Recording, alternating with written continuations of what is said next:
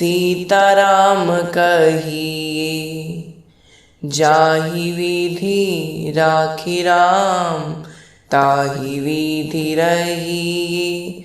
सीताराम सीताराम सीताराम कहिए, जाहि विधि राखे राम, ताहि विधि रहिए। ताहि विधि रहिए, ताहि विधि रहिए। सियावर रामचंद्र भगवान की जय, भक्तवत्सल भगवान की जय, महर्षि वाल्मीकि भगवान की जय। तो यहाँ पर जैसा कि हमने पिछले भाग में जाना कि कैसे श्री जनक जी द्वारा दूतों को अयोध्या नगरी में भेजा जाता है। अयोध्या नगरी में दूत जाते हैं, जो दशरथ जी हैं वो जनक जी का प्रस्ताव स्वीकार करते हैं और अब बारात जाने के लिए प्रस्थान करती है। यहाँ पर अब बारात की कैसी शोभा है इसका वर्णन आज के सत्र में होगा। तो आइए आज की कथा को आरंभ करते हैं।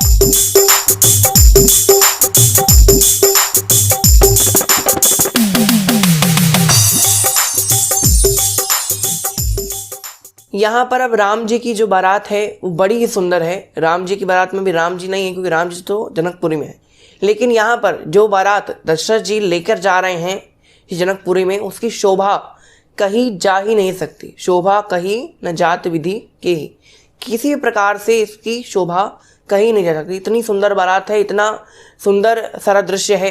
बड़ी बड़ी चतुरंगनी सेनाएं हैं और सेना भी अच्छी तरह से सजी हुई है। जो घोड़े हैं, हाथी हैं, अलग अलग प्रकार के जो जीव जंतु हैं उनको भी सजाया गया है। राजा दशरथ के लिए बड़ा ही दिव्य रथ तैयार किया गया है। श्री वशिष्ठ मुनि राजा दशरथ के रथ के बगल में उनका रथ राजा दशरथ से और ऊंचा बनाया गया है। बड़ा ही सुंदर यहाँ पर माहौल है। यहाँ पर दशरथ जी श्री वशिष्ठ मुनि के साथ ऐसा लग रहा है जैसे देवगुरु श्री बृहस्पति जी इंद्र के साथ साक्षात विराजमान हो। यहाँ पर बड़ा ही सुंदर बारात है, बड़ी ही सुंदर यहाँ पर साज सज्जा है। जो स्त्रियां हैं वो मंगल गीत गा रही हैं। विवाह के लिए यहाँ पर बारात प्रस्थान करती है। बड़ा ही सुंदर दृश्य है। यहाँ पर अब बारात मिथिला नगरी की ओर प्रस्थान करने के लिए अग्रसर होती है। यहाँ पर राम जी की बारात में बड़े बड़े साधु संत महात्मा भी विराजमान हैं। केवल ऐसा नहीं कि नगरवासी भी हैं, साधु संत हैं, महात्मा हैं, सभी प्रकार के लोग वहाँ पर हैं। ऐसा नहीं कि छोटे वर्ग के लोग नहीं हैं कि बड़े वर्ग के लोग ज़्यादा हैं, नहीं, सबको समान अधिकार देकर यहाँ पर राम जी की बारात में ले जाया जा रहा है। यहाँ पर जैसे ही राम जी की बारात मिथिला नगरी की ओर जाने के लिए प्रस्थान करती हैं, यहाँ पर ऋषि मुनि बड़े प्रसन्न हैं और ऋषि मुनि बारात का वर्णन करते हैं। अवध नगरिया से, अवध नगरिया से चलली बरियतिया रे, सुहावन लागे जनकपुरी भइल शोर, सुहावन लागे। अवध नगरिया से, अवध नगरिया से चलली बरियतिया हे, सुहावन लागे जनकपुरी में भइले शोर, सुहावन लागे। सब देवता न मिली चली रे बरतिया, सब देवता न मिली चली रे बरतिया हे, सुहावन लागे जनकपुरी भइले शोर, सुहावन लागे। ढोल नगाड़ बाजत चली रे बरतिया, ढोल नगाड़ बाजत चली रे बरतिया हे, सुहावन लागे जनक नगरिया भइले शोर, सुहावन लागे। अवध नगरिया से, अवध नगरिया से चलली बरियतिया हे, सुहावन लागे जनकपुरी में भइले शोर, सुहावन लागे जनकपुरी में भइले शोर, सुहावन लागे। यहाँ पर अब श्री राम जी की जो बारात है, यहाँ पर अब मिथिला नगरी और जो दशरथ जी की अयोध्या है, यहाँ अयोध्या से मिथिला जाने में लगभग 3 से 4 दिन का वक्त लग जाता है। यहाँ पर जो दशरथ जी की जो बारात थी उनको भी लगभग 4 रातें लग गई थी मिथिला नगरी में पहुँचने तक। यहाँ पर मिथिला नगरी में राजा जनक ने व्यवस्था तो अपनी नगर की कराई थी, यहाँ पर दशरथ जी के ठहरने के लिए बीच बीच मार्ग में अलग अलग प्रकार की हर प्रकार की सुविधा कराई गई।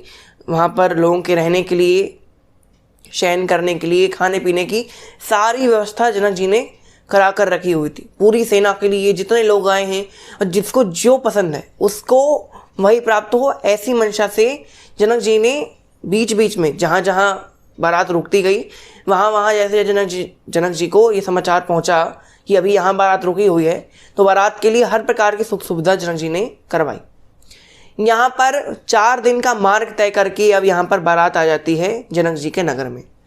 यहाँ पर अब जनक जी के नगर में जैसे ही बारात आई, अब यहाँ दशरथ जी इस ओर हैं और जनक जी इस ओर हैं।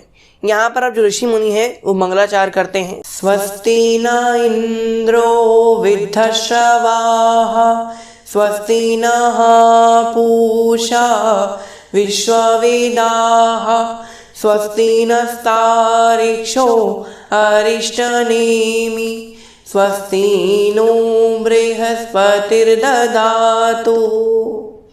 इस प्रकार का मंगलाचार हुआ। इसके पश्चात राजा जनक और दशरथ जी गले मिलते हैं। यहाँ पर सदानंद जी और वशिष्ठ मुनि, वामदेव जी, ये लोग भी एक दूसरे को देखकर बड़े ही प्रसन्न हैं। यहाँ पर अब जो सदानंद जी हैं वो राजा जनक से कहते हैं कि अभी बारात बहुत दिन का सफ़र तय करके आई है, अभी इनको आराम करने दीजिए। हम कुछ समय बाद जब ये लोग आराम कर लेंगे तब विवाह के बारे में, विवाह के जो कार्यक्रम कैसे रखने हैं, इन सब की चर्चा हम करेंगे।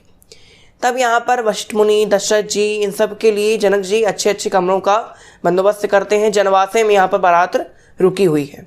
यहाँ पर जैसे ही लक्ष्मण जी को ज्ञात होता है कि हमारे पिताजी, हमारे भाई, बंधु, पूरे अयोध्यावासी यहाँ पर जनकपुरी में आए हुए हैं, तब लक्ष्मण जी ऐसा विचार करते हैं और राम जी के पास जाते हैं। कहते हैं कि भैया पिताजी आए हुए हैं, भरत और शत्रुघ्न आए हुए हैं, पूरे अयोध्यावासी आए हुए हैं, चलिए अब हम उनसे मिलने जाते हैं।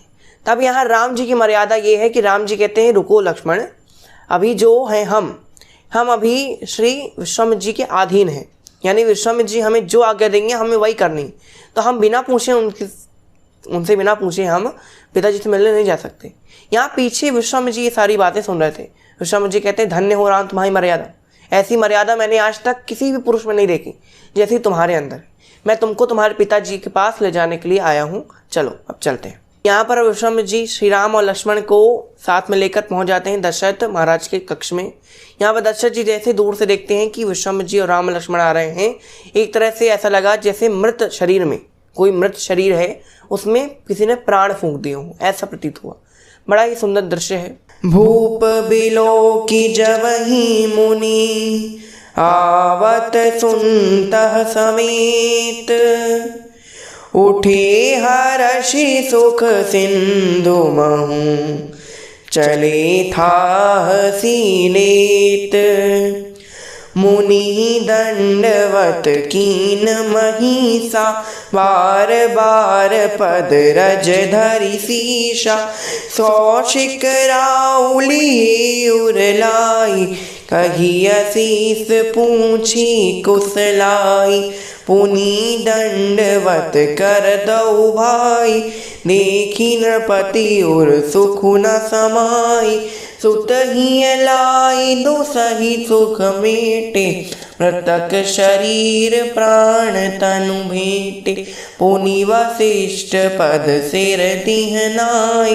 प्रेम मुदित मुनि बर उर लाई विप्र वृंद वंदे दुहु भाई मन भावती आशीष ही पाई भरत सहानुज कीन प्रणाम किए उठाई लाई उर राम हरय लखन देखी देव भ्राता मिले प्रेम परिपूरित गाता पुरजन परिजन जाति जन जाचक मंत्री मीत मिले जथा विधि सब ही प्रभु परम कृपाल विनीत।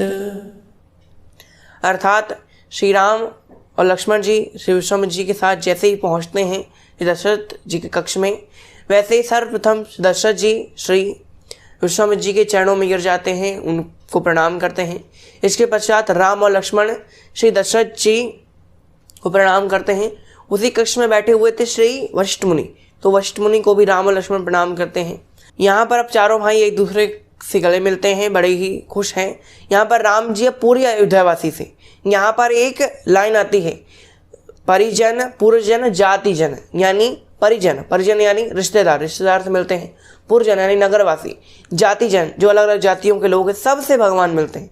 ऐसा नहीं केवल राजाओं से मिले और दीनों को त्याग दिया, नहीं, भगवान दीन बंधु हैं, भगवान सबसे मिलते हैं, एक भाव से मिलते हैं और बड़े ही यहाँ पर भगवान जो है वो प्रसन्न हैं। रात को अब भगवान श्री राजा दशरथ जी के कमरे में ही हैं, राजा दशरथ जी के चरण दबा रहे हैं।